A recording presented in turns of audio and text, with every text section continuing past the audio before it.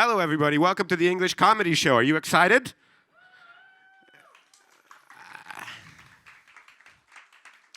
Thank you. That was lame.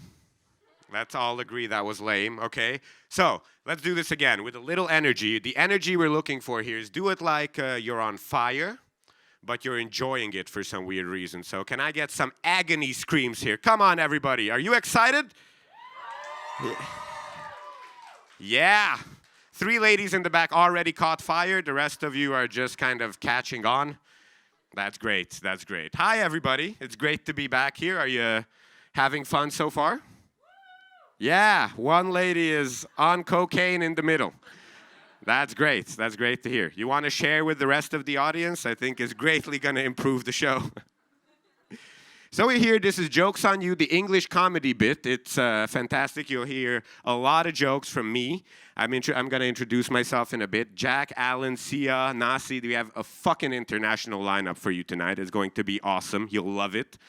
So let's start out with me. Hi, my name is Tamas Vamos. I'm a half Hungarian, half South African Jew who moved to Vienna from Budapest. Which is a cool sentence, right? Like, that's all I put in the CV every time I send one. Job interviewers are like, hey, what are your talents? I'm like, nothing.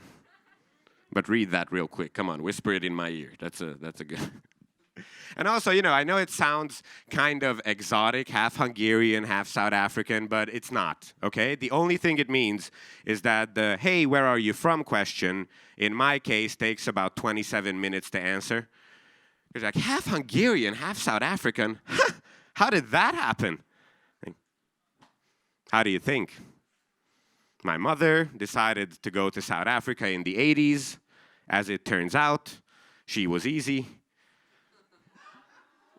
Hence, I'm here.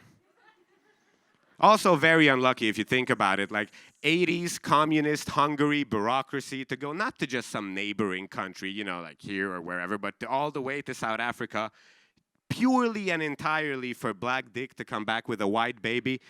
Very unlucky. Very, very unlucky. Guys, if this is too much already, I'm just warming up. Like, it's going to be a long-ass night. Yeah, I'm just trying to get you on board. By the way, how many of you are from Bratislava? Okay, most. How many of you are not from Bratislava? Okay, that's the same amount of hands somehow, but the first question had like 75% raised. How does that work? Which one of you are lying? Okay, those of you who are not from Bratislava, just shout out where you're from. Yeah, that's great. What? Dobre dan? Who? Who said?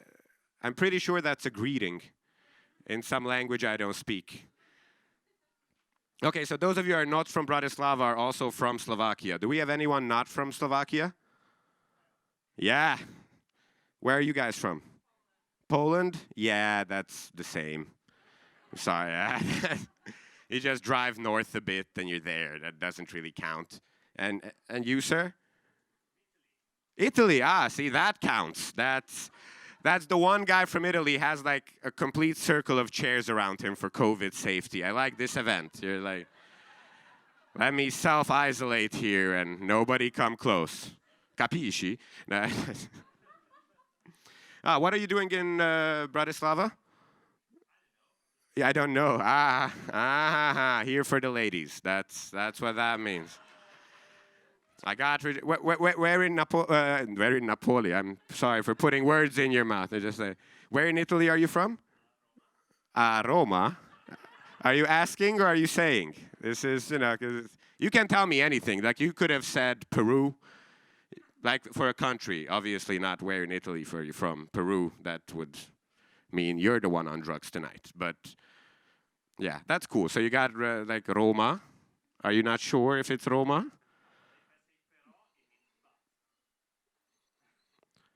Okay, so don't say that. Don't just don't say it. Just say where you're from. That's cool. So, ladies, if any, what's your name, sir? Yeah. Ricardo. Oh, come on, ladies. Anybody in for a Ricardo tonight? You can make the R roll. Ricardo. Yeah. See, he's backing me up and he's like, yes, I'm here. This is just for safety measures. I'm actually very safe. I have condoms. It's great, man. I love being in Bratislava. You know, this is what we do. This is what all we travel the world telling jokes. It's a magnificent job. I love it more than anything else. I love the culture shock value anywhere I travel. Like before COVID, I still went to Georgia, and I flew from Vienna to Kiev to Georgia, and Kiev was fantastic. Like I took Ukraine Air because I have a death wish, apparently. Ukraine Air is great, man. Also, because, you know, I'm frugal, I'm a comedian, so Austrian Airways, one way 297, and Ukraine Air just went, give me the change and we'll do it both ways. Come on, it's going to be cheap. You know, I landed in Kiev, and the first thing I see at the airport is like these cute little Austrian old ladies walking in through security, getting lost. There's like this very Slavic-looking guy standing there, the officer, who's like, you know, he's white Slavic, like he has the dead shark eyes and he's white, but he's not white like I am, like he's transparent white, he's super white, and he's standing there, information desk, whatever, and the little lady goes like, Entschuldigung, I'm looking for, gate 16, gate 16, and this dude just doesn't break at all. He just goes, lady, are you stupid? Gate 1 to 30, to the right. 30 to 60, to the left. Use your fucking mind. I just stopped him and was like, hey man, I don't have any questions. Can I just sit here and miss my flight? Because I want to see you do this to all the incoming flights. This is magnificent.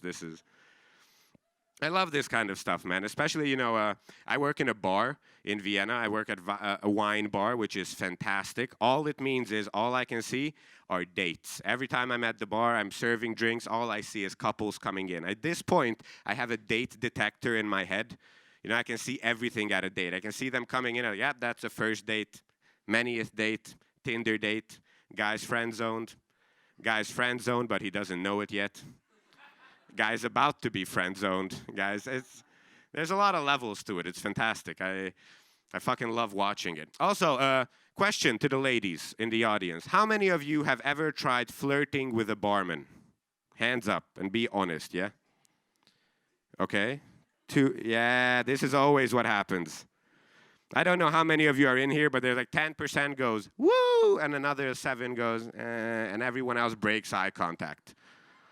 Now you go like, oh, no, I'm on a date tonight. Don't fuck this up for me. I don't know. But keep in mind, at this bar, I work as the barman, so I'm on the receiving end. And on that note, ladies, keep it the fuck together, okay? Just this other day, this lady walks into me and says, hey, so next Thursday? I'm like, yeah, okay. She goes, straight looking me in the eye, just 8:30. Like, yeah, sure.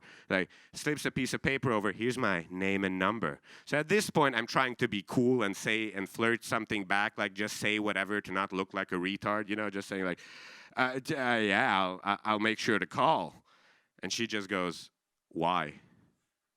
I was like, what do you mean, why? Next Thursday, 8:30, name and number. Like, it's like, yeah, we need a table reservation next Thursday at 8:30 for like 10 people. Could you stop fucking flirting, you idiot? And we did not end up going on a date, but I was serving that bitch all night long. Even after she table reservation zoned me, which I did not think was a thing that could happen. Yes, okay, sorry. My comedian buddy started stripping in the back, and it had me distracted because Alan's tits are magnificent. You'll see it in a second. You'll see. I don't want to spoil his material or anything, but the striptease part is gonna be insane. Bet you guys can't wait. So yeah, where was I? Yeah, in bars.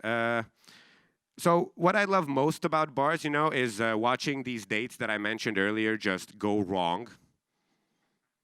You know what I mean? Like that's all you see in bars, dates going wrong, conversations going wrong. Conversations are the good ones, you know, because as many times that you heard fucked up conversations in bars, they're not half as bad as you think they are.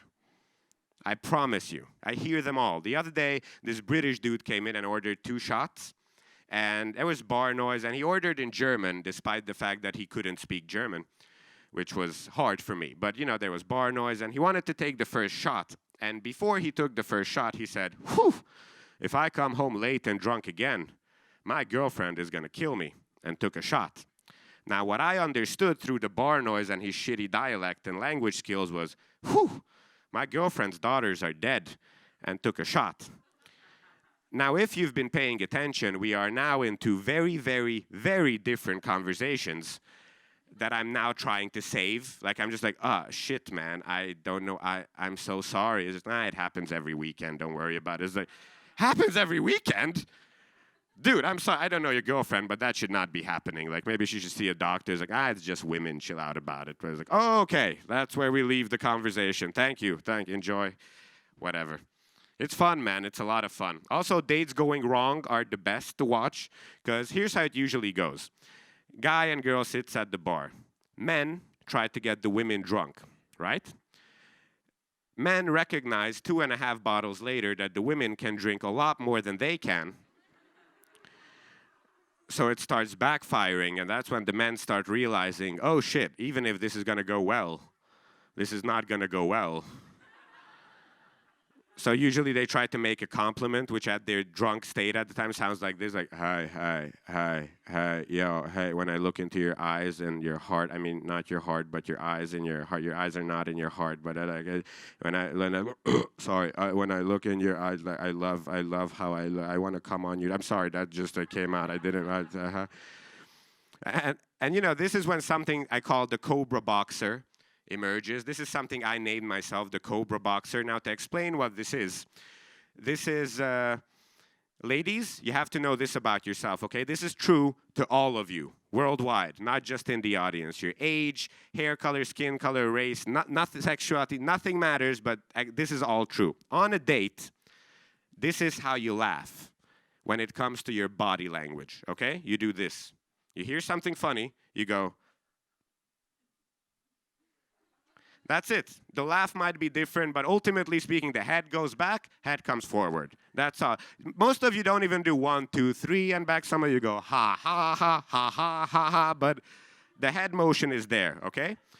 So what the guys do is they say something funny. They wait for head to go back, and as the head is coming back to default position, much like a cobra, they go in for the kiss. They just like, which is when the women surprisingly become the boxers, because apparently drunk women have professional boxer level head movement. And they just go like, ha, ha, ha, not today, motherfucker, let's see, come on. Let's see you do that again. It's like, ha, ha, ha. No, come on, unlucky. And guys, that's all my time. I'm going to bring out the next comedian for you. Yes, Siavash Motlagh, everybody. Thank you. Keep it up for Tamas, ladies and gentlemen.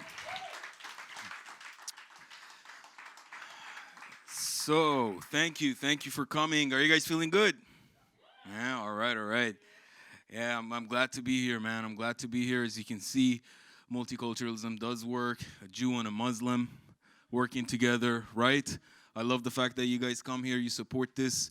The more you support this, the more Jews and Muslims can come here to Europe, so there will be peace in the Middle East at some point, you know?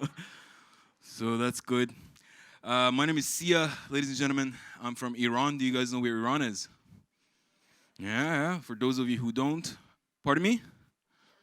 Of course, bro. So, you know, that's cool. For those of you who don't, Iran is a country that is mostly famous for not being Iraq. It's in the Middle East. It has a population of 80 million people. The capital city is Tehran. And the #1 cause of death is journalism. I'm telling you about it. I'm not killing them. But yeah, it's interesting. I mean, you might think that it's hard for journalists in Iran because, I don't know, they go to prison maybe. But going to prison in Iran can be a very learning experience.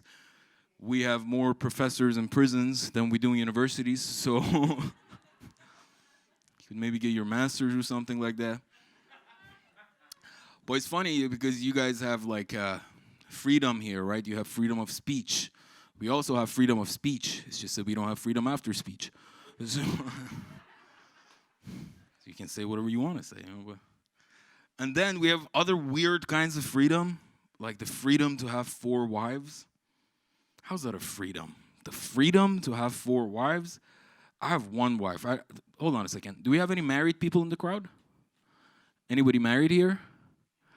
All right. I'm looking for a man who's married. Nobody.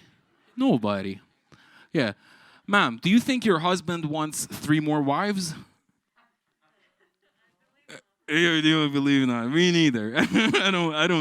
I can barely handle my one wife. I don't either. The freedom to have 4 wives is like the freedom to juggle grenades. It's like kind of tricky. But yeah, man, I'm from Iran and I look like this because of the way that I look. There are certain things I can't do. There are certain things I can't say. For example, when I'm very happy, overjoyed, I can't say, I'm so happy I'm going to explode. Or when I'm in a rush, I can't be like, come on, guys, let's go, TikTok. Right?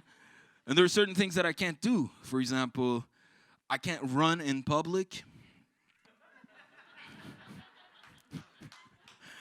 Try imagining me running in Staramesto towards you. What would you think, right? I can't run when I'm late for the bus. I can't run when I'm late for the train. God forbid I'm late for a flight.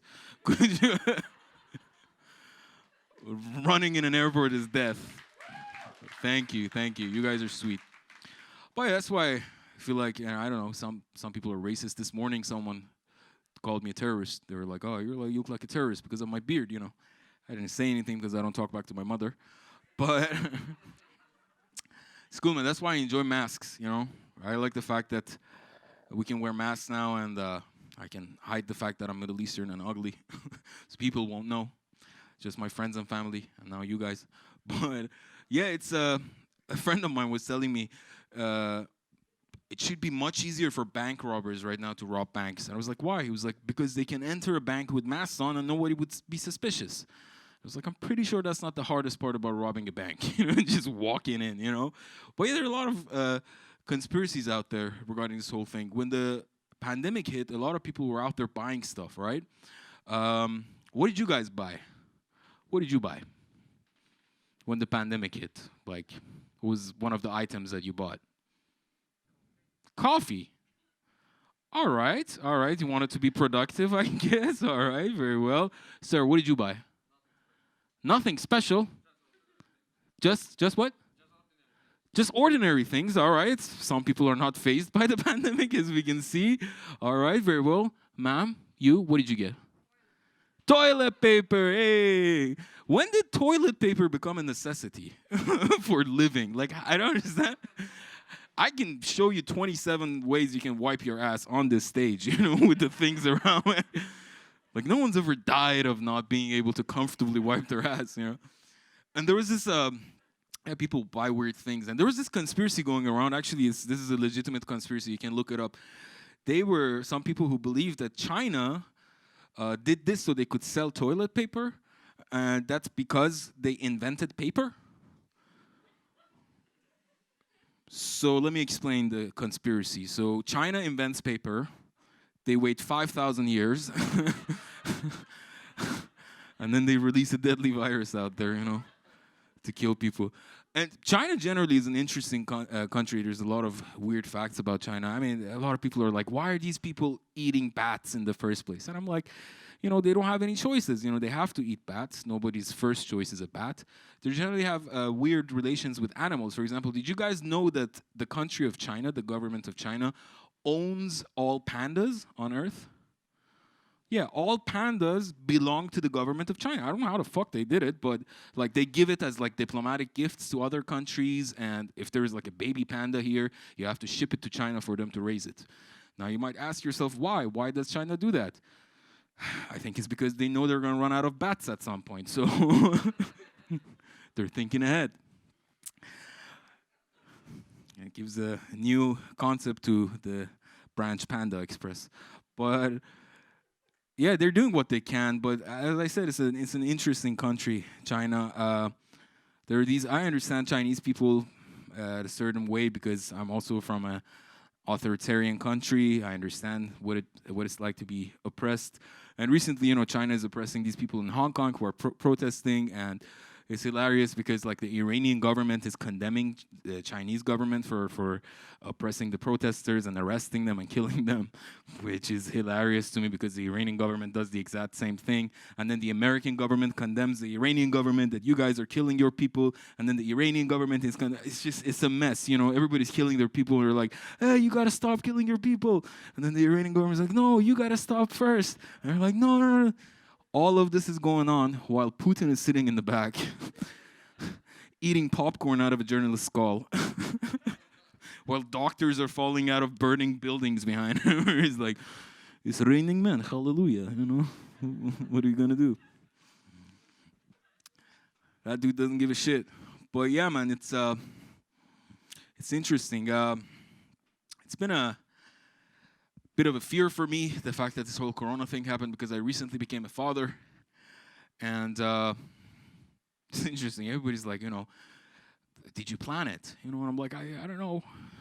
Plan? I mean, I didn't feel like wearing a condom, and then my wife didn't feel like getting an abortion, so is that a plan? But I mean, she didn't get an abortion not because of religious reasons. She didn't get an abortion because she just wanted to have a baby, I guess.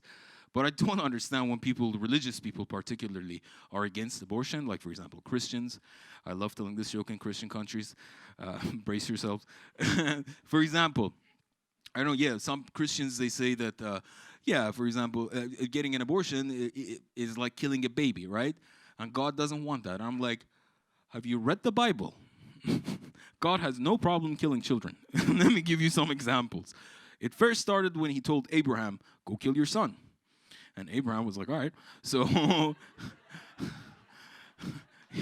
he was about to do it, and then God's like, stop, I'm just kidding, you know. You know, so then he was like, let me see what I can do with this, you know. And then there was, I don't know if you guys have heard the story of Elijah. Elijah was this ugly guy in Jerusalem, right? He was fat and bald and ugly, and he was walking in Jerusalem. And then some kids started making fun of him. They were laughing at him, right? So Elijah tells God, please do something about this, right? So God sends a bear to murder all those children. This is in the Old Testament. It was fucking hardcore. It was like, they're laughing at me now. They're dead. They're never going to laugh at anybody ever again. So, and then he was like, all right, plague after plague with the Moses and this and that, killing children. God started killing children like crazy. At some point, he killed his own son, Jesus, twice. So I don't think the God of Bible has any problem with abortions, if that's your argument. But yeah, it's becoming a father is interesting. You learn a lot. One of the things that I learned becoming a father, for example, was that there are some expressions that are misconceptions. For example, I never understand the phrase sleeps like a baby. Babies don't fucking sleep. Dude, I slept like a baby last night. So you woke up 15 times and you shat your pants? Or like and then, I don't know, raising a baby, there are certain things that they tell you. There are certain things that they don't, right? For example, they tell you when you have a baby, you shouldn't shake it. You shouldn't shake your baby. And you think to yourself, duh, of course, you know, that sounds pretty logical. Not so fast. I've had a baby, and there have been nights where I haven't slept for 5 days, and I'm trying to change my baby, and I take the diaper out and put the new diaper in. She shits all over it. I have to put it in. The third diaper goes in. She shits all over the diaper, and then me, and I haven't slept, and she's going wah, wah, wah. And sometimes, like, shake her. I want to put her in the balcony for a few hours so she stops crying. So, yeah, that's legit advice. Emotion control is key. Don't shake your babies. And then there are other things they tell you. For example, they say if you want to relieve gas, you got to put your baby on your lap and move your hand on the belly clockwise. So another sleepless night, I'm sitting there, I'm rubbing my hand. I'm like, shit, am I doing this clockwise or anti-clockwise? Like, am I relieving gas or am I putting gas in? Like, she gonna balloon up and explode or what? How does this work? And then, for example, they tell you, you have to wash your baby. You have to bathe her. So there was this one night I was bathing my daughter. What they don't tell you is that you're supposed to put in the water first and then the soap. Right? Because if you put in the soap first, there's going to be this thick layer of foam on top of the water, and you won't see that your baby's shitting in the water. As you're trying to wash her, you're scooping water and pouring it over her head. It's not so easy to tell with us brown people, but you know. Yeah. And you know, everybody's like, oh, pregnancy is beautiful, pregnancy is beautiful. Like, what's so fucking beautiful about pregnancy, man? My wife was nauseous, sick. She couldn't sit, lay down, stand up on her own. She couldn't take a shower comfortably. She couldn't eat anything. It was just hell. All of that leading up to her being in labor for 15 hours of agony while she was screaming at the top of her lung as this thing is trying to work its way out of her, and she's just like screaming and screaming. And you look at that and you call it beautiful? You know what's beautiful? A sunset. A field of roses. You think that's beautiful? Get out of the house. Fuck. Pregnancy is beautiful. Get out of here. But, I have experience with children. I used to teach. I used to be a tutor. And children they're curious, they're emotional, and sometimes just straight up sociopathic. This student of mine who kept asking me, Mr. Sia, where do babies come from? Where do babies come from? I'm like, I don't know.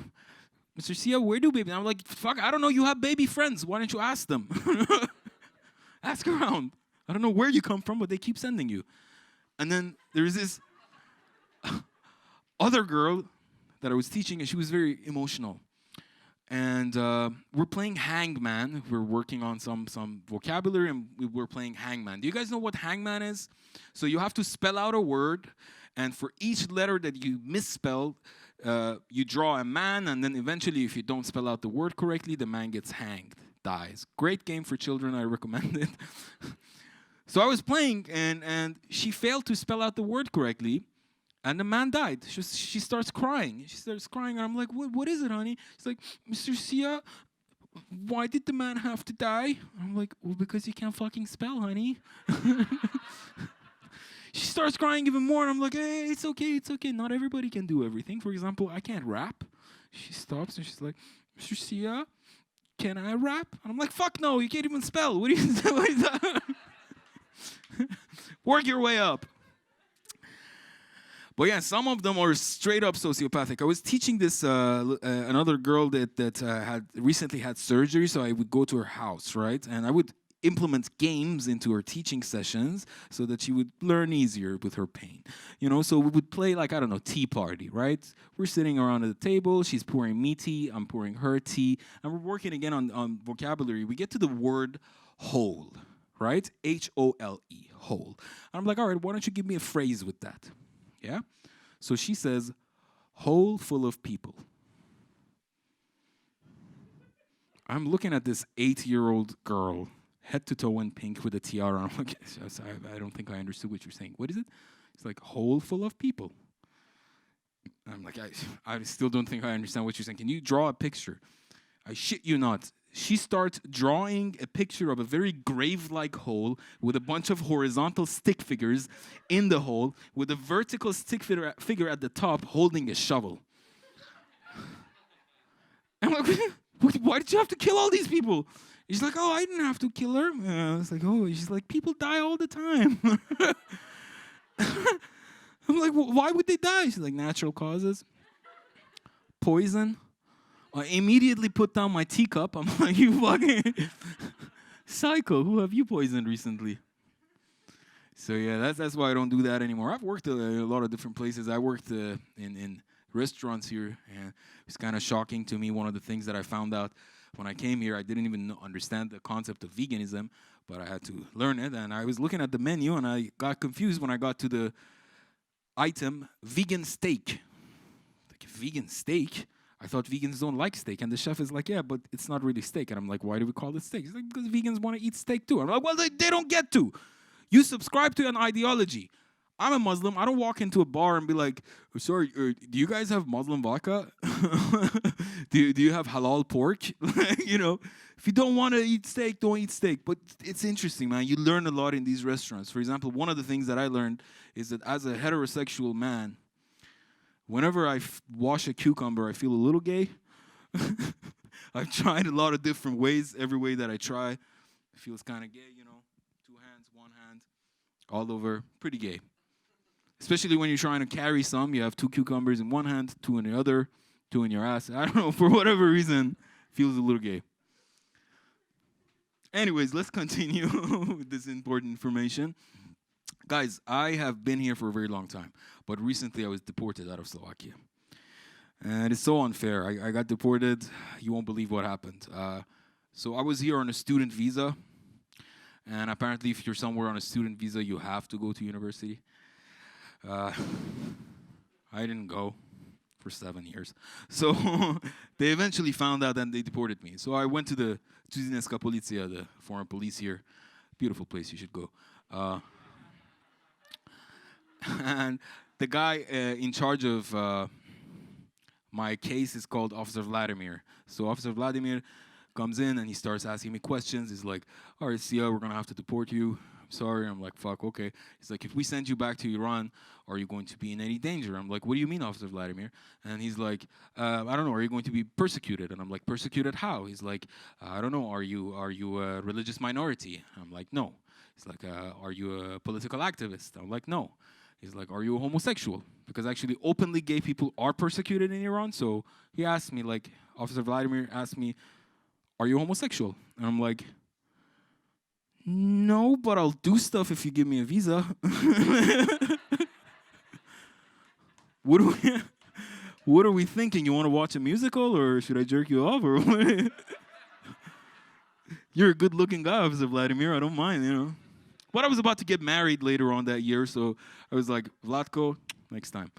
So that didn't happen. I got married. I love it. I love being married. Being married is amazing. My wife is beautiful, funny, talented, smart, blah, blah, has a European citizenship.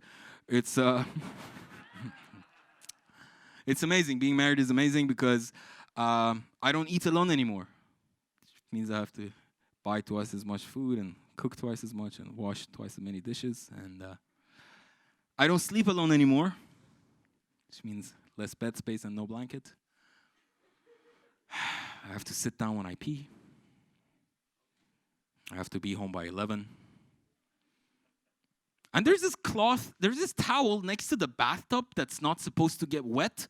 Like, you're supposed to put a second towel on top of it, and the second towel can get wet, but the first towel is not supposed. There's not a single day that goes by that I don't think about Officer Vladimir and what could have been between us if I chose him over my wife. Give me a visa. All right, ladies and gentlemen, thank you very much. You've been an amazing crowd. That was my time. Please give it up for our next performer, Nasi.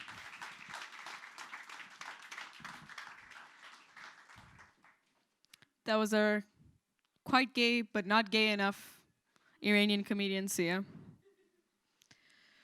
The name is Nasi. And I guess some of you know me already. Hey.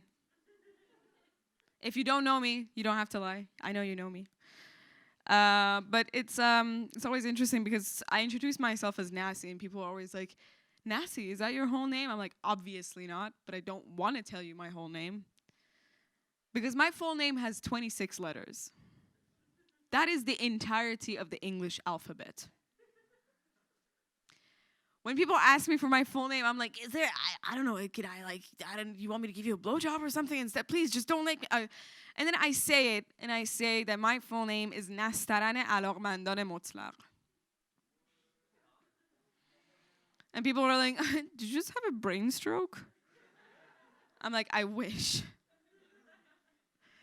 Honestly, it's the best part, going into like whatever administrative building. I don't know if I'm like a hospital and like I give them my ID card. They take one look at it and they're like, should I call the police? And I'm like, I'm legal. And they're like, well, not anymore. I mean, I do love being a foreigner here. And it's always such a treat because whenever I try to introduce myself, I want to introduce my nationality alongside it. And then people are like, no. Let me guess. And they never guess Iran.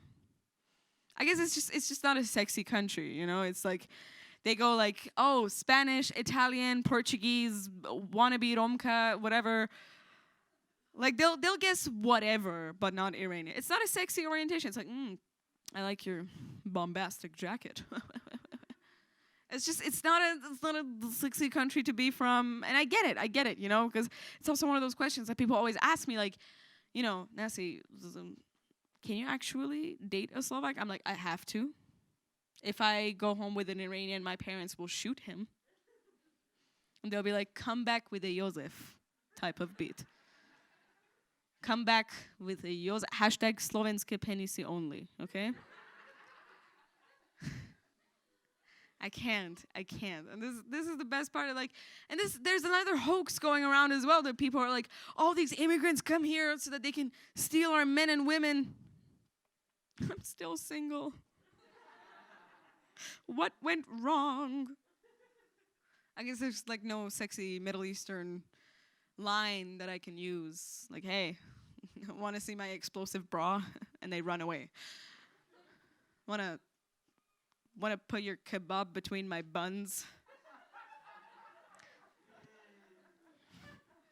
Your penis looks nuclear. Want to radiate me? It doesn't work. It doesn't work. Or does it? No, I know it doesn't work. It's fine. That's fine. And it's been such a lovely, lovely year for Iranians in 2020. Back in the day, people would be like, oh my God, are you from like the same Iran that has all those suspicious nuclear plans? I'd be like, yeah, that's me. Back in the day, people were like, oh my God, are you from the same Iran where like they held the people from the American embassy hostage? I'm like, yeah, that's us. We just never like to let people leave. But now it's a very different story. Because Iran is the same country that like from the beginning of 2020 tried to start a third world war with America. Which is funny because like, can you even have a world war without Germany? That's like brinzové halušky without the brinza. It's like Big Mac sauce without the Big Mac sauce. It's just wrong, you know what I mean? And it was so funny because like America was like, you know what? We're gonna assassinate your people. And they did. They killed someone. And then in American media, they covered it as, oh, we just assassinated their second in command, their most popular general. And like the entirety of the Iranian nation alongside the Iranian government went, who? But then like the international media was watching, so they were like, no, they killed that one guy. Yes, oh no, that guy. It was murdered. Oh no, not that guy. And they were like, we're gonna retaliate so hard. And then they shot down a civilian plane. They legitimately shot down a civilian plane that didn't include even Americans.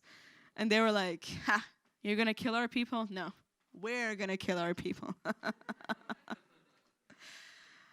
Iran is also the same country that when they held a conference to talk about the coronavirus, the health minister went on there while coughing and sweating from a fever, saying that there's no coronavirus in Iran.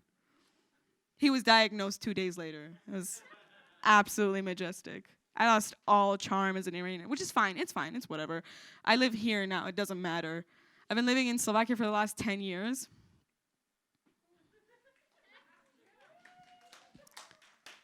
Thank you, Mom, for initiating that clap. I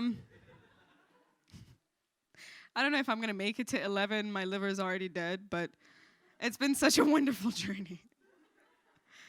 But like at the same time, I don't want to separate myself too much as an immigrant. I can honestly say that 2020 has been a difficult year for all of us, right? Some of us lost our jobs. Some of us dropped out of school. Some of us lost our relationships. Some of us developed an alcohol problem. By some of us, I mean me. It's me. I did all of that. And the pandemic wasn't even here yet. God, it was so magnificent. And it all happened in like a month, too. I was like, oh, fuck yeah, bring it on.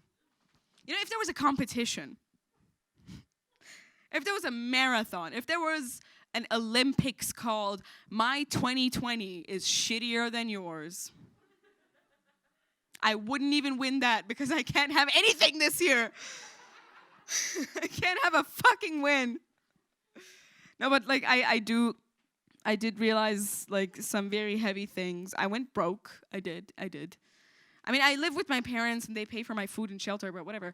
I'm broke because I don't get to buy something that's incredibly close to my heart. I don't get to purchase something that makes me happy, that fulfills me both spiritually and physically. I can't afford to buy any more Ryan Gosling body pillows from Amazon. I don't know why you're laughing at that. It's been a very difficult year. But I realized, okay, you know what? Fuck it. If I can't have a normal career, then maybe I belong to a life of crime. I was like, fuck it, I'm gonna try it. I'm gonna try that shit. But then I realized I'm me. I don't look scary enough to, like, I don't know, become a drug lord or something. You know what I mean? You know what I mean? Like, I do look dark and mysterious, but not the kind of dark and mysterious, like, I don't know, female Pablo Escobar. Though I can pull off the mustache. Probably be able to grow it better than Tamas. I love you. I'm dark and mysterious, but more like the kind of dark and mysterious that you see on like college brochures, where they're like, "We're not racist. Look at this little brown lady we have here."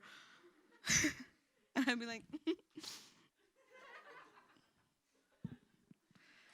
that's the kind of dark and mysterious I am. And like, honestly, I don't have the guts to be a drug lord, you know. I was almost like throwing up before coming on stage here. I can't imagine myself being in such an intense situation, like a narcos situation where there's like a drug and money exchange happening in like a remote location, right? There's people sitting in like this dodgy corner of a garage, and there's guards and money and dogs and people with like gold necklaces stuck to their chest hair. Very terrifying. And can you imagine me coming up to that situation? I'd be like,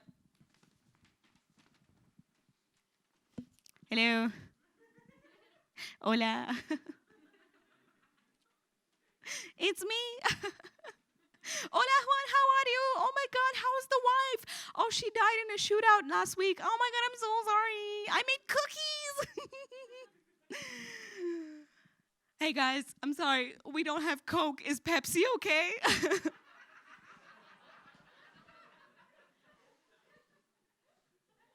I died there and then, just from sheer nervousness. But you know what? I told myself, fuck it. Maybe I don't need to become a drug lord. Even though I had such a golden opportunity. Maybe I can, you know, I am allegedly female. I do be having titties and a vagina, allegedly, supposedly. So maybe I can become a sex worker. Maybe I can become a stripper. And isn't that what we all tell ourselves, ladies? They're like, deep down, our plan Z is that we're gonna become a stripper.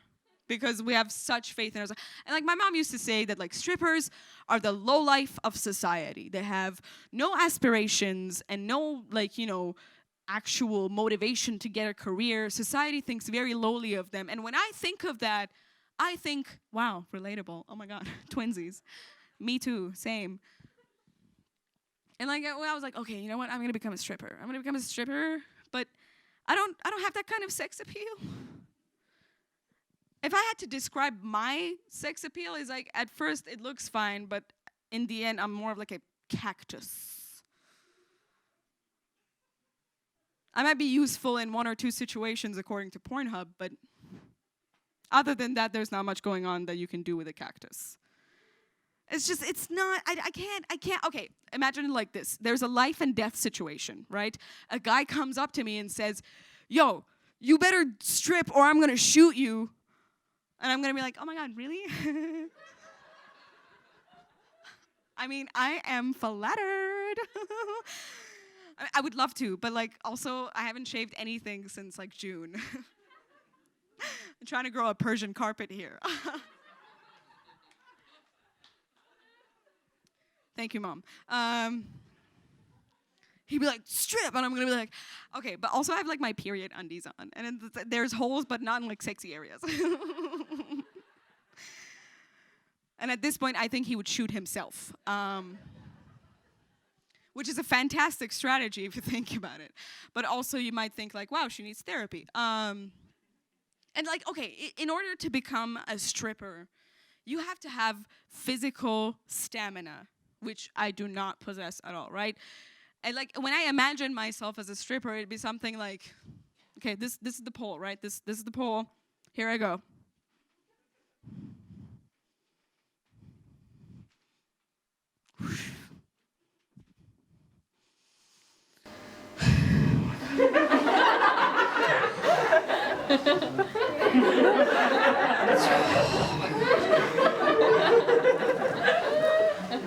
Please give me the money.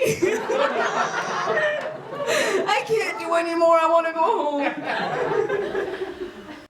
It'd be a very short career. But you know what? What have we learned today, my lovely audience? That there's a donation bucket outside, and y'all can help me buy my Ryan Gosling body pillow from Amazon so I don't have to become a drug dealer or a stripper. Thank you very much. The name is Nancy.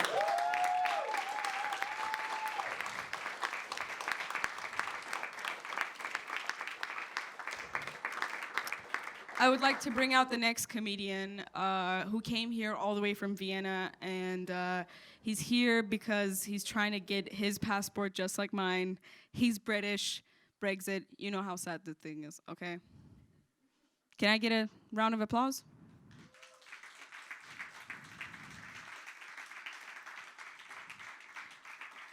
Also, there's a map outside to help him find his way back because Hlavna Stanica doesn't look like a train station, but it looks more like a World War I museum. So if you can help him find his way out, please give it up for Jack Holmes.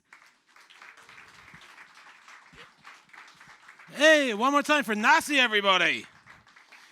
This is awkward. I was going to start my show by pole dancing on the mic stand, and now it feels cheap. All right.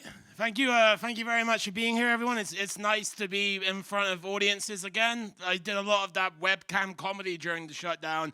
Didn't like it. It just made me feel like the world's shittiest porn star. No, it's nice. I'm glad to be back in front of live audiences. The lockdown was weird, obviously. I achieved absolutely nothing. Like, these weren't skinny jeans before the shutdown started. Honestly, it was hard to notice that there was even anything happening. My lifestyle is so sad to begin with. I miss the lockdown now. 6 months ago, if I sit on the couch all day playing video games in my pajamas, I'm a hero. Now, apparently, when I do it, I'm not husband material. It was weird, though, because I live in Austria, and there, the lockdown was being reported by other countries. Austria is a country that was able to contain the lockdown before it spread. They were able to manage the virus so the medical system didn't get overwhelmed. And that's not really the case, right? Because I don't know how much you know about Austrians, but they're a cold fucking bunch. And COVID-19 is a contact spread contagion. And let's be honest, any virus that spread through physical affection never really stood much of a chance in Austria. You ever stood too close to a stranger in a supermarket there? They look like they're about to Me Too you. The only reason people in Vienna were willing to wear masks is it was just a good excuse to cover their face in case they accidentally smiled in public.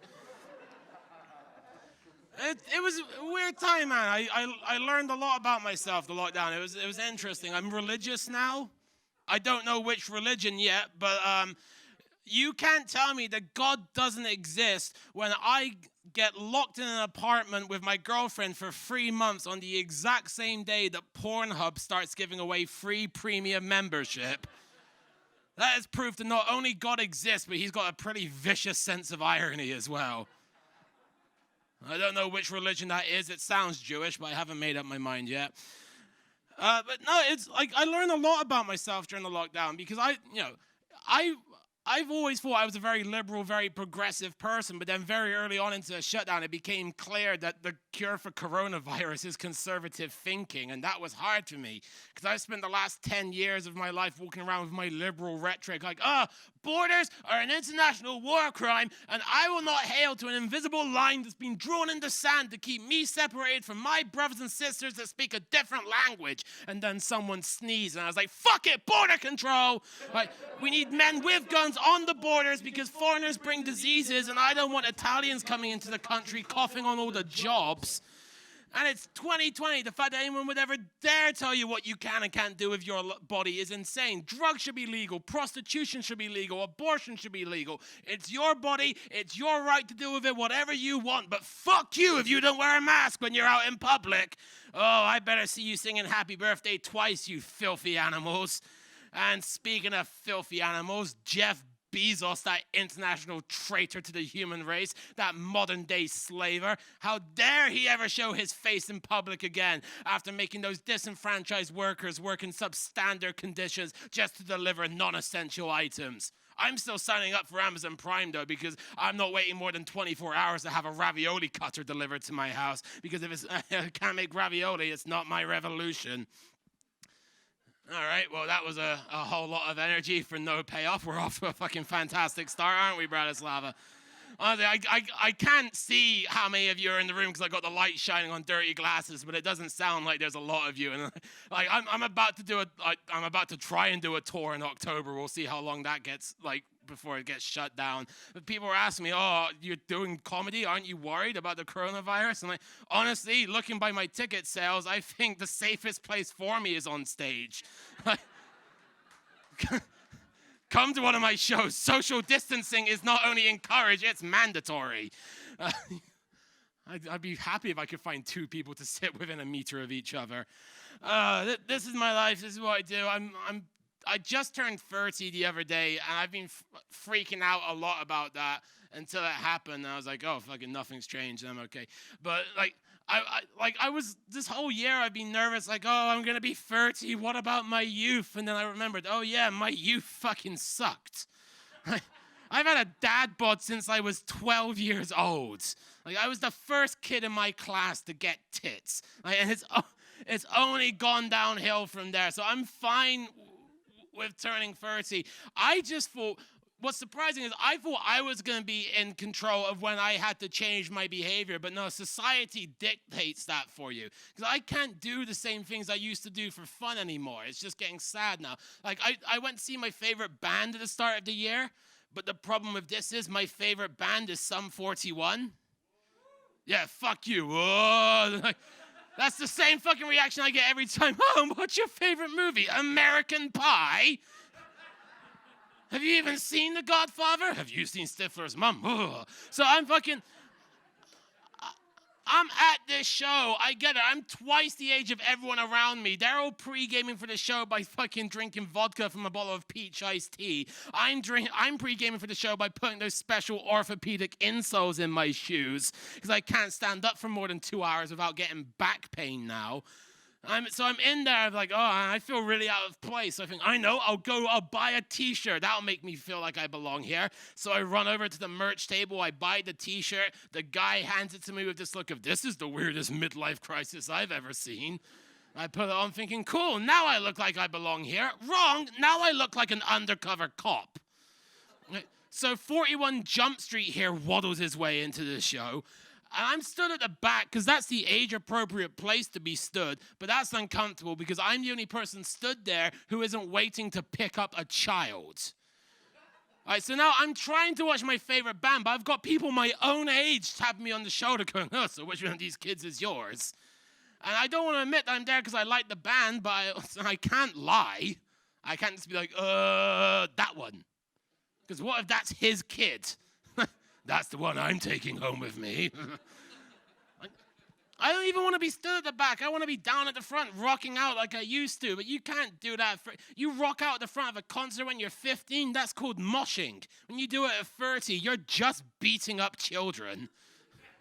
Just run in there. You see kids flying through the air like pins at the end of a bowling alley. Like that's it. Like, I'm fine with turning 30. There's just no rock and roll in my life anymore, man. It's all so boring now. Like, at any given point, I am more likely to be handed a baby than I am a bong. Like, that's Saturday at my friend's house now. We're all fucking sat around in a circle like we used to, only now everyone's just passing around a child. I'm there looking at this thing like, I don't know how I'm supposed to get high from this. What part of my body do I have to put on what part of its body for this to still be the fun kind of crime? Because that's like the kid thing is just such a benevolent discussion I have to have now. I didn't design this, but people keep asking because I'm in a relationship now with a very young, beautiful, legal, very young, beautiful girl, because we're both staring down the barrel end of 30. Everyone's like, oh, so when are you two going to start breeding?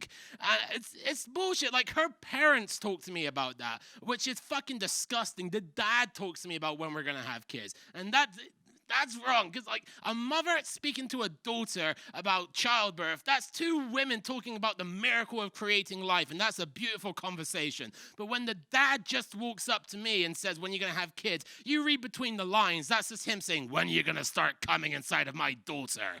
Right? Like, made worse by the fact that the dad doesn't speak English, so we had to mime this conversation. Like, I never even wanted to have my own kids. Like, I always wanted to adopt, because that's what good white liberal people do. We recycle. So, I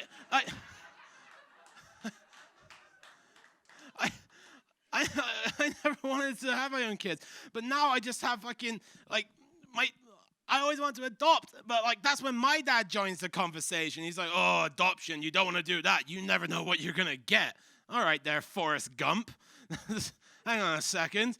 Like, you and Mom were two good-looking, attractive, intelligent, honest, hardworking, decent people, and the combination of your genetics made this. So I'm going to go ahead and roll the dice on adoption if it's all the same to you. No one knows what they're going to get.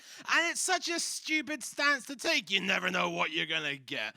Like, the main upside to adoption is the try before you buy policy.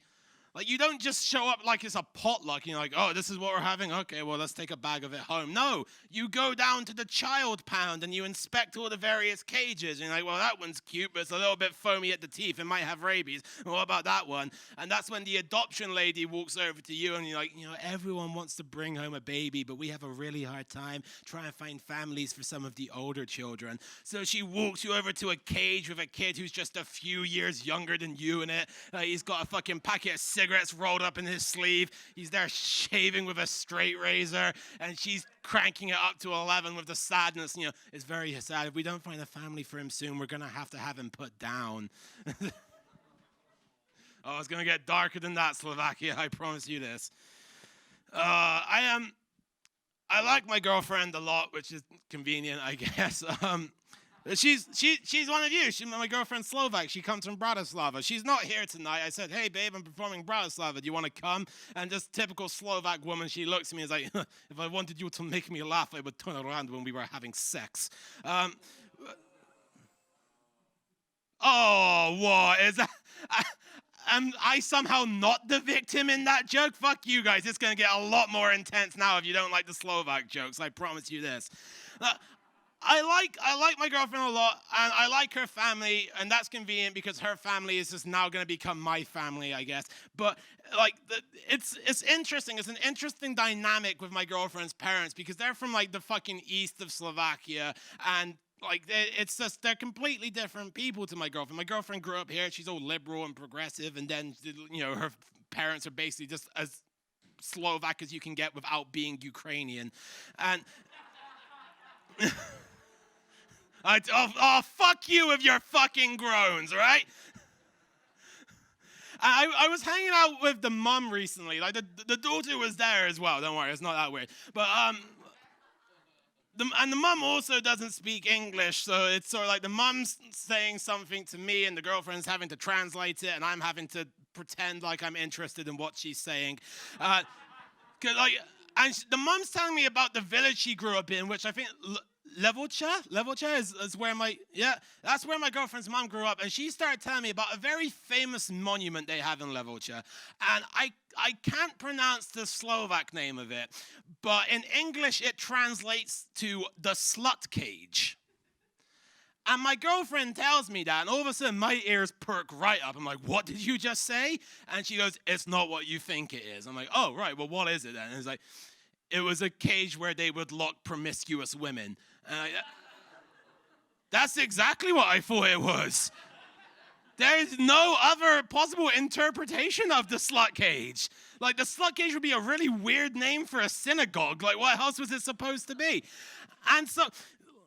the mom is just telling the girlfriend this, and my girlfriend's fucking furious because she's been trying to keep this from me because she's sick of me making fun of this country on stage. So she's been trying to hide this little nugget of information. But now the girlfriend's mom is telling me all about it, and my girlfriend's just having to translate this information and hand deliver it to me, and she's having a fucking miserable time because she can see the little spark in my eyes where I'm like, oh, I get to talk to strangers about this. And So she's telling me this, and I start laughing so inappropriately hard. Because do you ever hear something that goes against your moral fiber so much you just kind of have to respect it? Like, I'm a vegan, and I have a very weird relationship with turduckens. And if you don't know what a turducken is is a little baby duckling that gets killed and stuffed inside of a chicken, and then that chicken gets rubbed down in garlic butter and stuffed inside of a turkey. And as a vegan, I'm like, fuck it, why stop there? Let's throw some bacon strips on that, tie it to a piece of string, and use it to beat up a hungry, refugeed orphan child.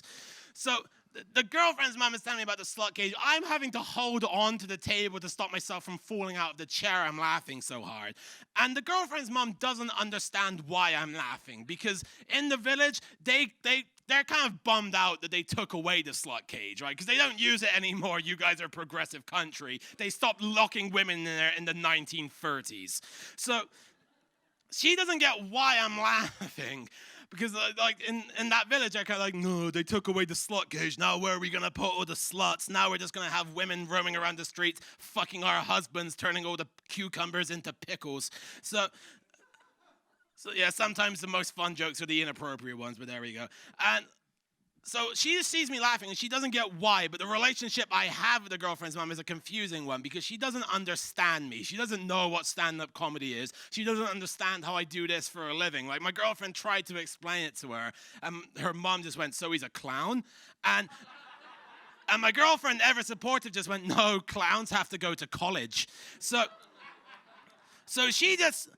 And my relationship with her is a weird one, because she tries to embrace me. Like I said, I'm vegan, and the first time I went to her house for dinner, she'd never fed a vegan before. She didn't know what to do. She starts freaking out. She treats me like a turtle that she just found in the street. It's like, oh, what are we going to feed this thing? Oh, give me the cheese. Oh, no, he doesn't like the cheese. All right, give me the banana. Oh, he likes the banana. Oh, okay. So now whenever I go around to her house for Christmas dinner, I just have to eat bananas until I have a potassium overdose. But she hears me, she talks to me about the slut cage. She sees me laughing. She doesn't get why, but she just goes, he likes the slut cage. All right, let's tell him more about the slut cage. And my girlfriend is just having to keep spooning the details on. Like I said, they don't use it anymore, but apparently now it's a tourist attraction where you can go with the family and the kids can get inside of the slut cage and grab the bars like, and then the parents just get to stand there like, oh, who's been a naughty girl? Click. All right, fuck it. That's a weird way to end the show, but that's what's happening. Thank you very much, Bratislava. And now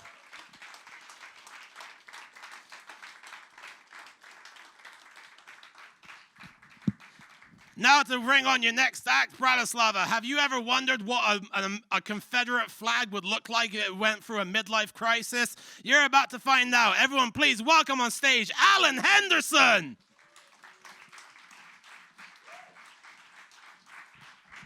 Everybody, one more time for Jack. Yeah, that's all the love that fucker deserves. How you people doing? Wow, this is a Slovak welcome if I've ever seen it. Let's try that again like we have some national enthusiasm. How are we doing, Bratislava? Very, very nice. These lights are so bright, I can't see any of you people, but I see some of you wearing masks, and I hate that. Yeah, good. One Christian here. I like to see that, man. I'm against masks because I believe in Jesus. You too, man? You don't believe in Jesus, and why you got a goddamn mask on? That's the thing. Jesus does not want us covering important parts of our body. It's why he told us to get circumcised. That's the American view on that shit. Fuck those Americans. Let me actually figure out what's going on in this place. How many Slovaks do we have here? Raise your right hand at an angle like that. It's just too easy. I see how fascism started. That shit's fun. All right, we got Slovaks in here. How many people not from Europe are in here? All right, we got a couple. Do we have Americans in the room? Well, I just got fucking flashed again. That's insanity. I'm gonna go over here. Do we have Americans? Oh my goodness, look at him. That's beautiful. Where are you from, my man? I'm from Mexico. You're from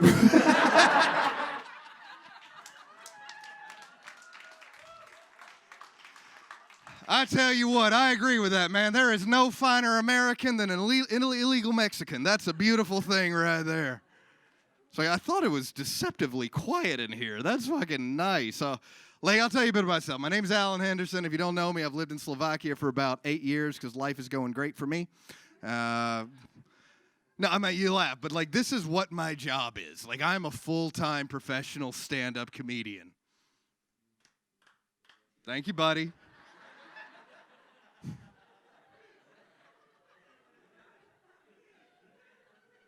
In Slovakia.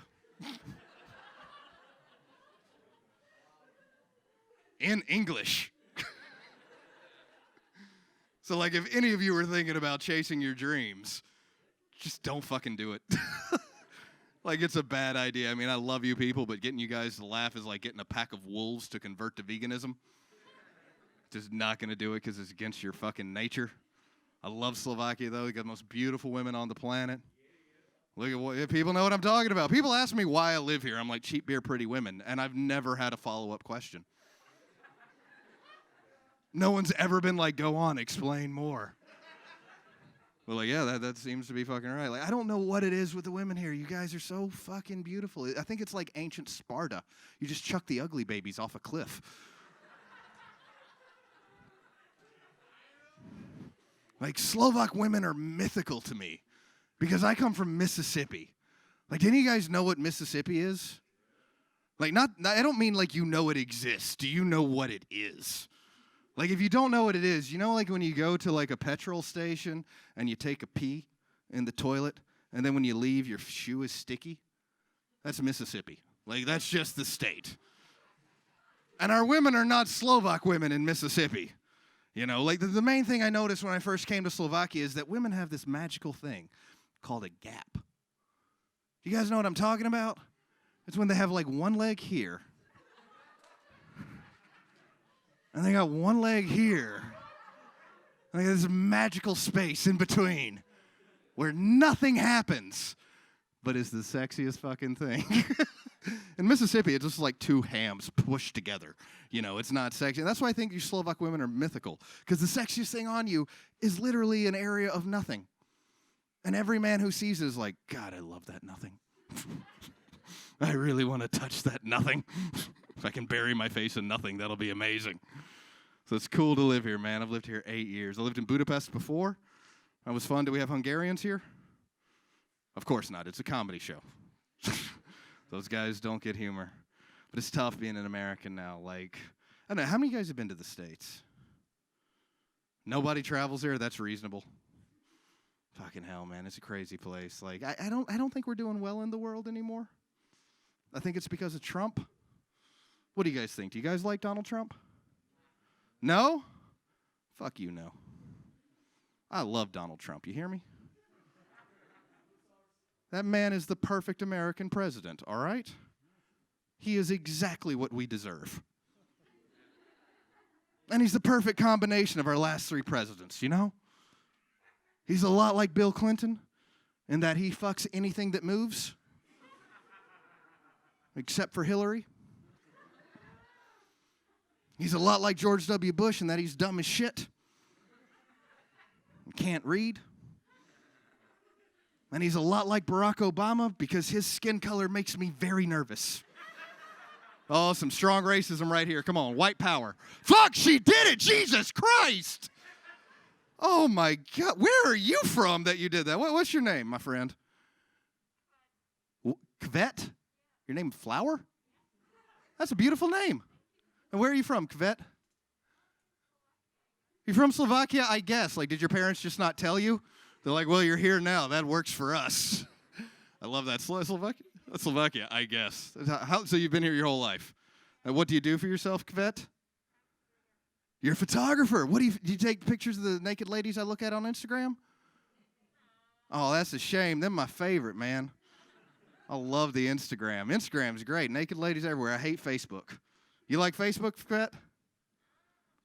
How many of you guys like Facebook? Like, I hate Facebook because Facebook thinks I'm gay. You guys, do you have this problem, Kvet? That Facebook thinks you're gay? I bet you do. I bet you do and you don't even know it. Happened to me the other day. I didn't realize it. I got one of these videos. I got one of these friend-iversary videos. Have you guys seen this on Facebook? You've been friends with someone a while, and it's like, hey, we got a video. Have any of you guys ever watched that shit? It is fantastic. It is like a homophobic grandmother slowly putting the pieces together that you might be gay. Like, it starts out very innocuous. It's like, Alan, like I got one the other day with a friend of mine from London, big black guy named Adrian. It's like, Alan, you and Adrian have been friends for 5 years. You sure go to a lot of the same places together. In fact, you've checked into the same places 326 times in the past year. What the fuck is going on there, Alan? Like, chill down, Grandma. Other times, it's like Facebook is way too accepting of your homosexual lifestyle. So you're like, Alan, this is your friend Paul. You guys have 8 mutual friends. Why don't you poke him? It's weird, man. Tell you what, though, I miss the days of discriminating against people. What about you guys? Okay, cool. Just like to see what type of room I'm in. You never know. No, but I miss discrimination because discrimination was fun. You know, like not for the people discriminated against. That was awful. But it made them creative, made them intelligent, made them smart. Like discriminating against homosexual people, terrible. But the results, pretty fucking cool. I'll give you an example. Did you guys know that until 1983, in Sweden, being homosexual was classified as a mental illness? Did you guys know that? That's fucked up, right? Until 1983, it was a mental illness to be gay in Sweden. The Swedes saw this, and they thought, we have to change this. And they came up with a beautiful fucking idea. They started calling into work sick with the gay. I know, right? That's a real thing they would do. Like, they would call up their boss and be like, hey, man, I can't come into work anymore. Be like, why not? And they'd just be like, I fucking love cock.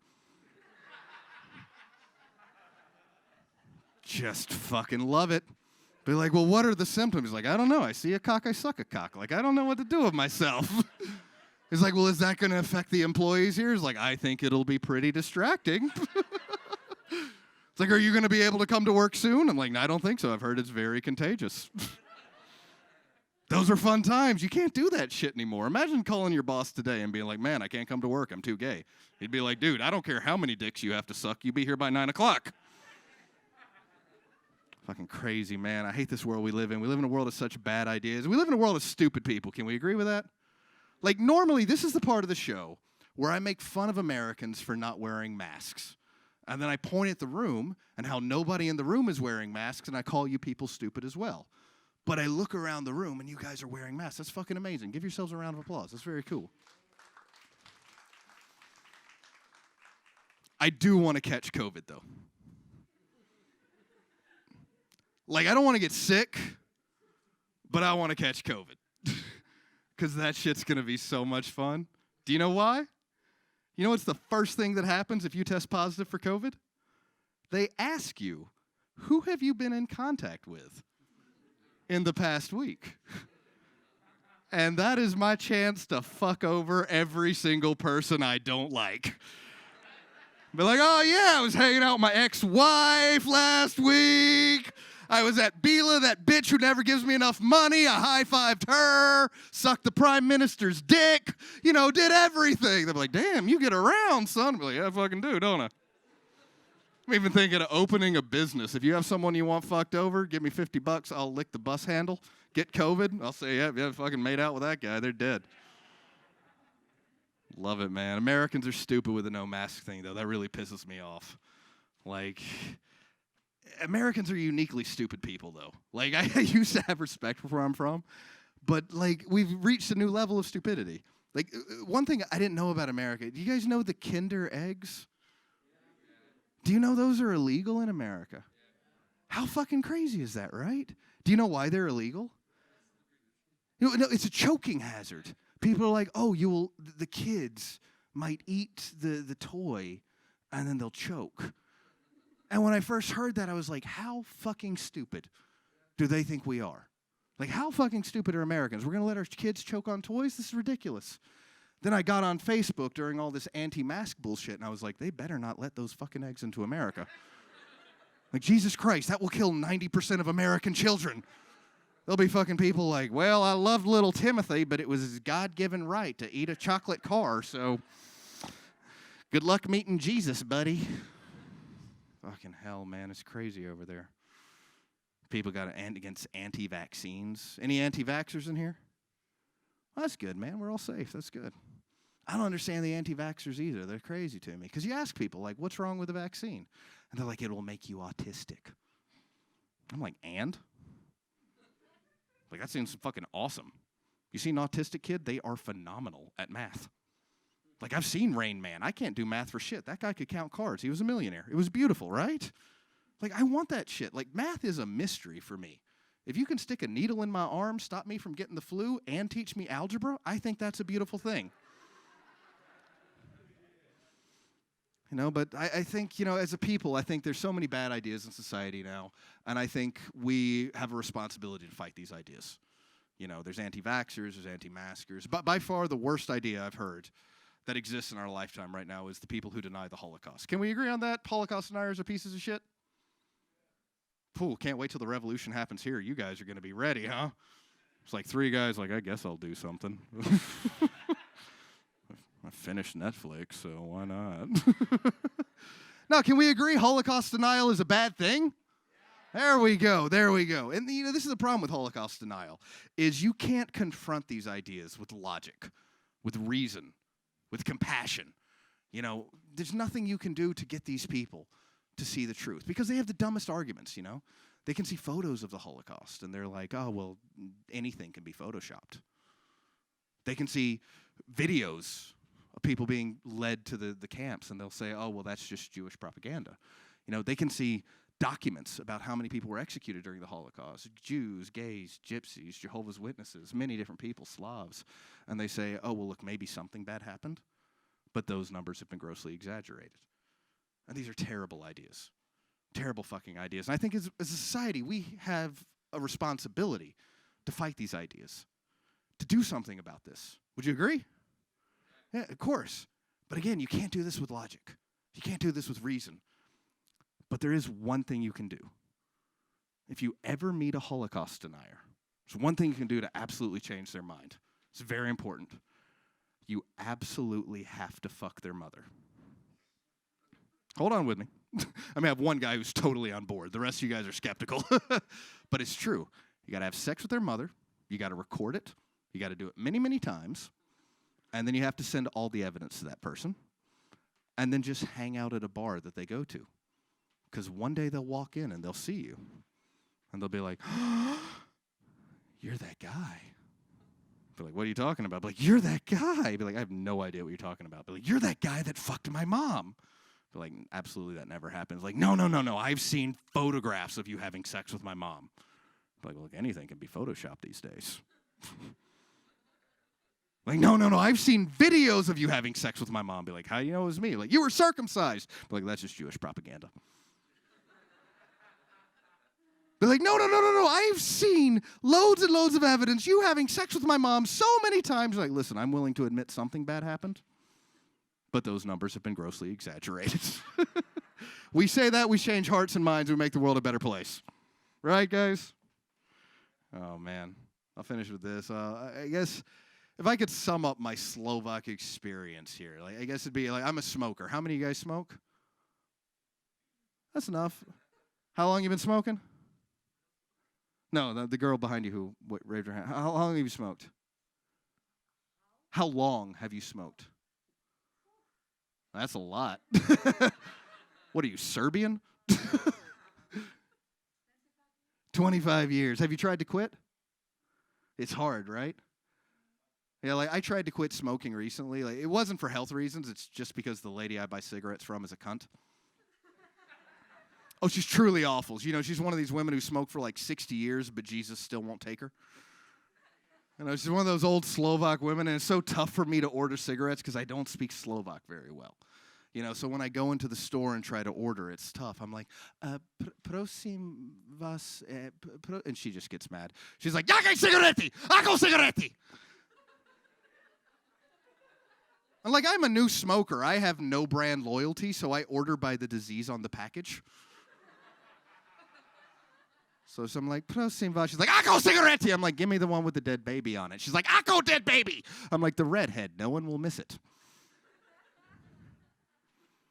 Love cigarettes, man. One cigarette takes 7 minutes off your life. That's beautiful. I started rolling my own cigarettes to make it an even 10. Just quicker to calculate, you know.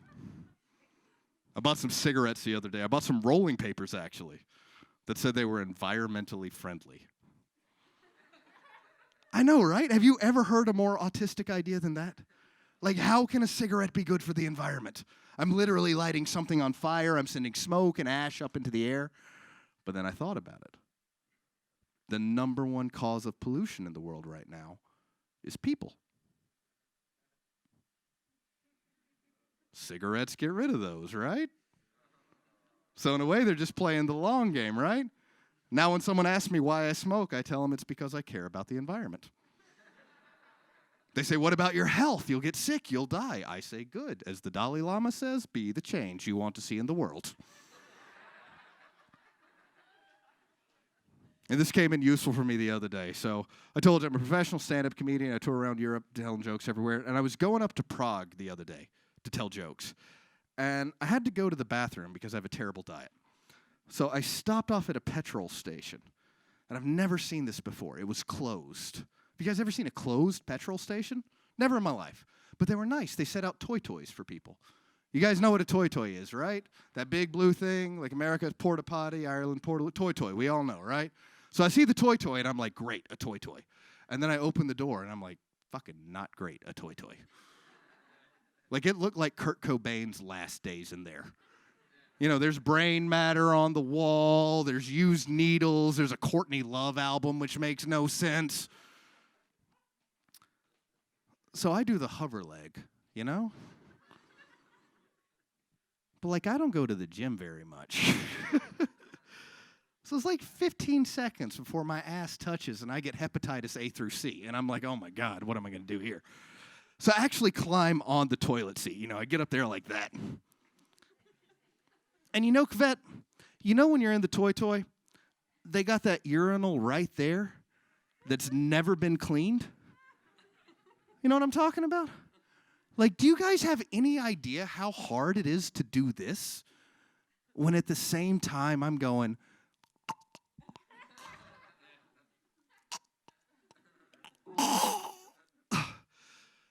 And so I light a cigarette. So I'm sitting in there, I'm smoking, I'm talking to Jesus, I'm having a great time. I go to finish, get some toilet paper. There's no toilet paper, so I'm going to wipe my ass with the back of my shoe like that. And then I walk outside the toy with my cigarette in my hand, and there's a guy standing there. And I'll never forget what he said to me. It was so deep, it was so profound. He said to me,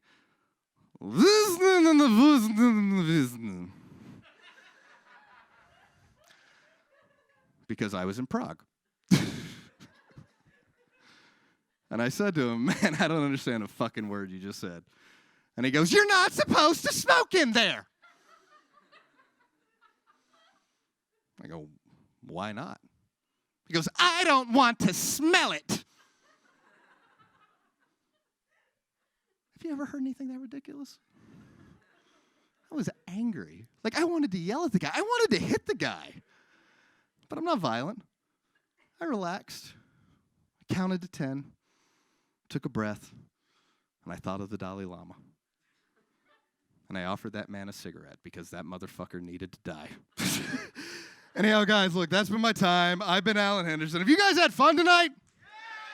That's very cool. Look, this is the Fusion Festival. This is integration, foreigners, Slovakia.